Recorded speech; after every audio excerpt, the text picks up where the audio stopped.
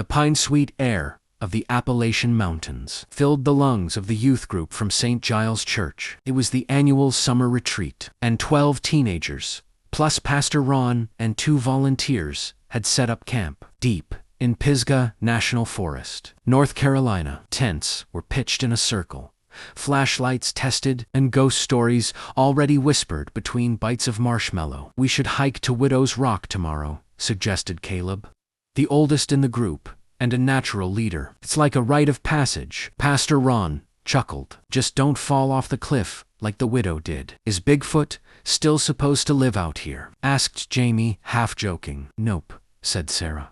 "He was voted out by the Loch Ness Monster." Everyone laughed. Bigfoot had always been a joke to them, a mascot for the gullible. The group even had an inside joke about leaving out offerings of beef jerky to summon him. That night, Caleb left a Slim Jim on a flat rock near the woods. "Fear. Squatchy, squatchy," he called. 2 more laughter. Then they doused the fire and zipped into their tents.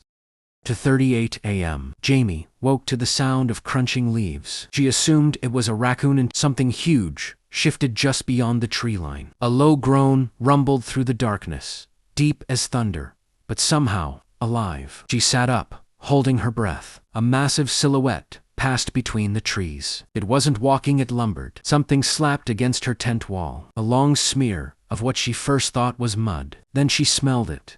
Wet fur, musk, and rotting leaves. She screamed. Lights snapped on across the camp. "Jamie!" Pastor Ron shouted. The others emerged, half awake, circling around her tent. "It touched the tent," she said, shaking. "I saw it. Something huge." "Just a bear," Ron said, calming the group. "No, Pastor, it was." Standing upright, they found the Slim Jim gone, the wrapper crumpled and tossed into the brush. No footprints, no sound. Now, the next day, they voted to stay. Mostly to prove they weren't scared. That night, Caleb stayed up, guarding the camp with a flashlight and a pocket knife. 3:12 a.m.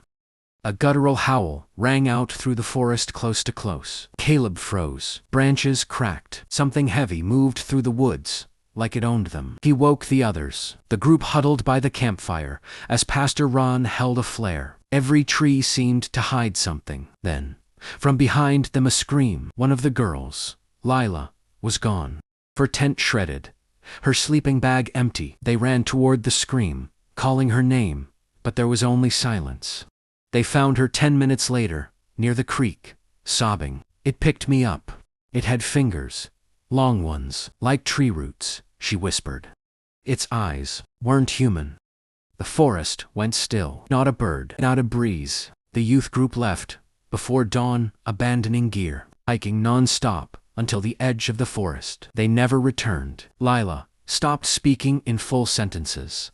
Caleb dropped out of church and refused to camp ever again. Pastor Ron quietly resigned that winter. On the rock near Widow's Rock, along with deep footprints in the mud that no animal expert has been able to explain. The teens used to joke about Bigfoot. Now, they pray it never finds them again.